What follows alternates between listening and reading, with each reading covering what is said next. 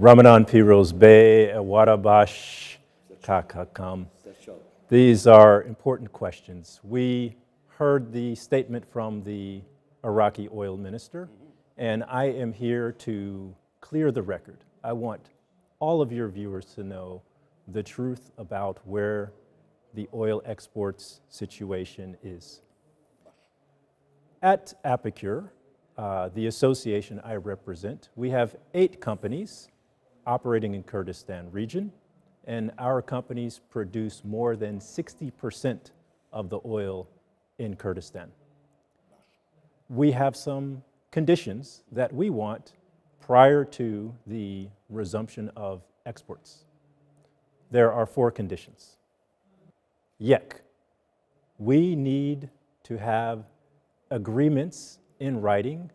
What these are called sales agreements and lifting agreements. And these agreements will have payment surety. Our companies need to know that when they produce oil, they will get payment and the path for payment.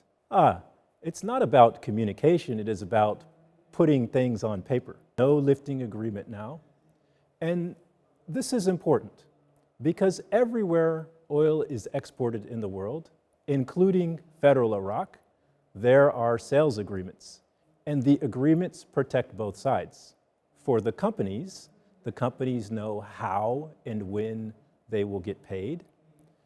They also, in these agreements, know what quality of the oil needs to go into the pipeline, and they need to know when the oil needs to go into the pipeline, and these agreements explain how the companies will be paid for putting oil in the pipeline.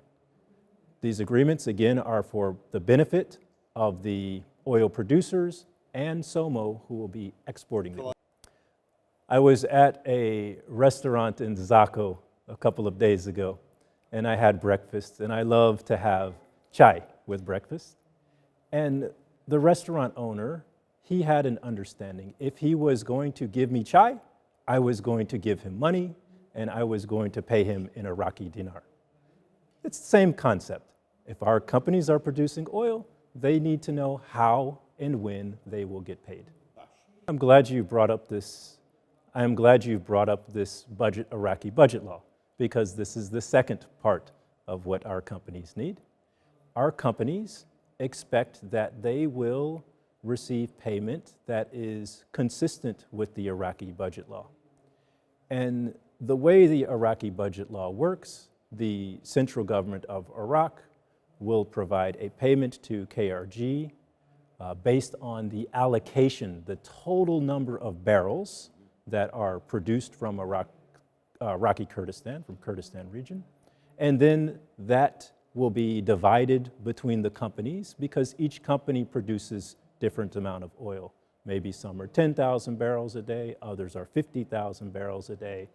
And we need to make sure that our companies are compensated consistent with our contracts with KRG and the budget law. Well, the Prime Minister of Iraq has said that this is important. He has said publicly, he has told his staff that we must resume exports of oil for the benefit of all Iraqi people. We have seen statements from the American government. The Secretary of State, Marco Rubio, also agrees. And as you know, at APIKUR, we think this is important for the growth of Iraq's entire economy. Exports benefit all the people. And when our companies are respected, when our companies have contracts that are honored, this will be more attractive to other foreign investors in Iraq's oil and gas industry and other industries. Well, I cannot explain the inner workings of the Iraqi government in Baghdad, but what I can tell you is that our companies are dedicated to our investments here, and our companies want to resume exports. We are asking for a simple agreement, the same type of agreements that oil companies have in federal Iraq. a few more points. Before we resume exports, we need to know that there is a plan for our companies to get repaid for the payments that are in arrears. There is more than $1 billion that our companies were not paid between October 2022 and March 2023. We need a plan for this repayment before we begin exporting. We just need to know that there is a plan in writing for us to get the money. I cannot speak for every individual company. Some make different decisions, but we need to know that there is a plan.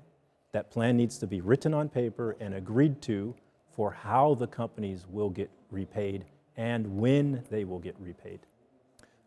This is a good question. Our companies are ready to produce and export as much oil as they are allowed to.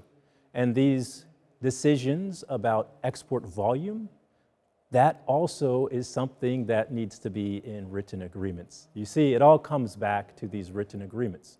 We cannot do business based on press statements and tweets. We need agreements on paper.